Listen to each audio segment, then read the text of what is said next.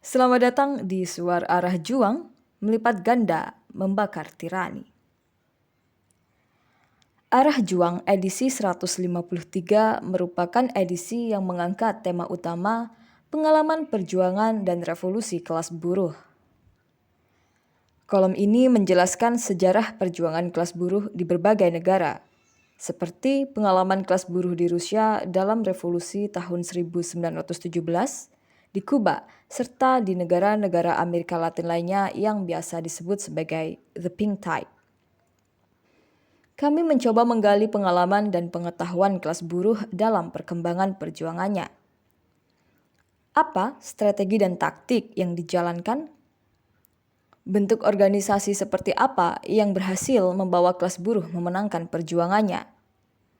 Dan kelas mana yang ditindas ketika kelas buruh berhasil memenangkan perjuangannya? Kami juga melihat bahwa kekalahan kelas buruh tidaklah abadi. Di sisi lain, transformasi sosial yang membutuhkan kekuatan kelas buruh sebagai kelas pengubah tidaklah dapat terjadi dengan sendirinya. Pelajaran dari sejarah perjuangan kelas buruh di berbagai belahan dunia itulah kami melihat bahwa selama proses pembentukan kelas buruh dari objek pasif menjadi subjek aktif, selama itu pula organisasi politik yang sesuai dengan kebutuhannya memiliki posisi yang sangat penting.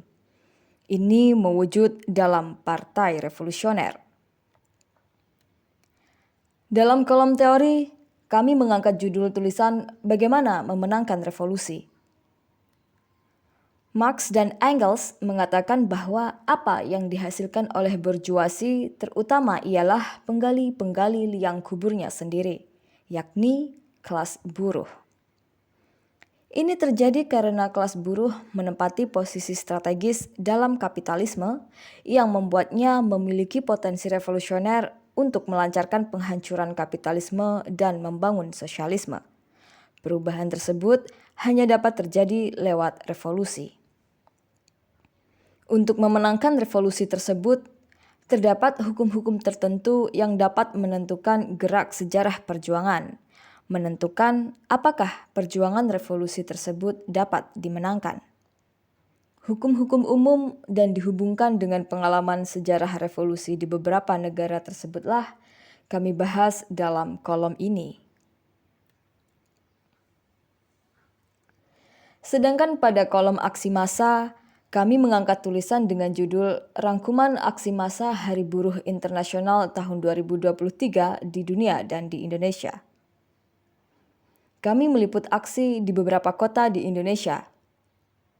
Di luar negeri, kami meliput aksi Hari Buruh di Prancis dalam tensi yang panas karena bentrokan terjadi antara rakyat dengan polisi untuk memaksa Emmanuel Macron membatalkan kebijakan yang memperpanjang usia pensiun. Di Yunani, buruh melakukan aksi dan menyerukan solidaritas terhadap perjuangan kelas buruh di Prancis. Kami juga meliput aksi lainnya di Manila dan Turki. Sementara itu, dalam kolom sejarah, kami membahas sejarah kejahatan kemanusiaan di Jambo Kepok. Aceh merupakan salah satu daerah yang ditetapkan sebagai darurat operasi militer pada masa Orde Baru. Penarikan militer pasca Soeharto sempat dilakukan era Habibie. Di tahun 2001 hingga 2002, rezim Megawati kembali mengirim personal TNI dan Polri hingga 50.000 prajurit untuk masuk ke titik-titik yang dicurigai sebagai markas gerakan Aceh Merdeka. Salah satu desa yang dicurigai adalah Desa Jampo Kepok, Kecamatan Bakongan, Aceh Selatan.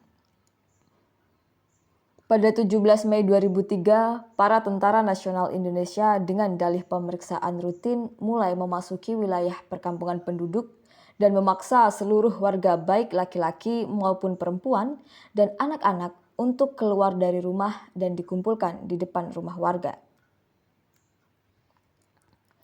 Pemeriksaan tersebut dilakukan melebihi batas kemanusiaan. Para warga diinterogasi sambil dipukul, disiksa, ditembak, dan beberapa warga dibakar hidup-hidup. TNI juga membakar rumah warga guna memaksa penduduk mengaku dan memberikan informasi terkait pergerakan GAM. Pembantaian tersebut memakan korban jiwa sebanyak 16 orang dan 12 orang lainnya luka-luka dan trauma berat, serta mengalami kerugian harta benda. Salah satu korban perempuan dipopor senjata di bagian belakang kepala sampai tidak mampu menelan makanan selama 3 hari. Dan satu perempuan lagi dipukul dan ditembak mati. Sedangkan anak-anak mengalami trauma berkepanjangan.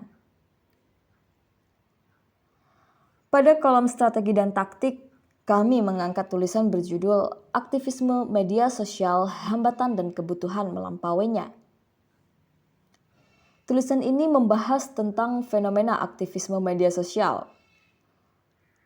Apa akar psikologis yang mendasari perkembangannya di berbagai gerakan sosial? Bagaimana ide tersebut muncul di Indonesia dan apa kelemahan yang terkandung dalam aktivisme media sosial jika perjuangan rakyat hanya menggantungkan strategi dan taktik perlawanannya terhadap kapitalisme hanya pada wifi atau data internet, 2 jempol, dan piranti komputer atau telepon genggam? Kami melihat bahwa media sosial sangat membantu perjuangan. Namun, hal tersebut tidaklah cukup. Kombinasi antara aktivitas daring dan pengorganisiran luring harus dilakukan secara simultan. Selain itu, dalam kolom perjuangan, kami memasukkan tulisan berjudul Kemana Jalan Politik Buruh, Pencapresan Elit atau Memajukan Perjuangan Buruh dan Rakyat? Setelah menyelenggarakan rapat kerja nasional selama 3 hari pada 14-17 Januari 2023, Partai Buruh mengeluarkan 4 nama yang akan didukung sebagai calon presiden.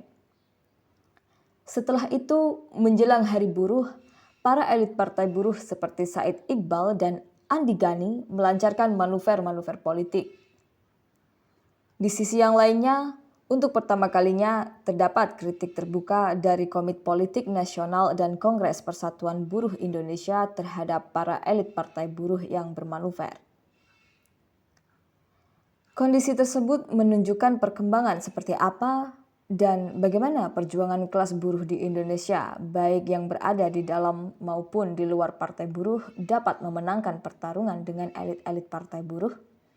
Lebih lanjut, silahkan berlangganan koran Arah Juang.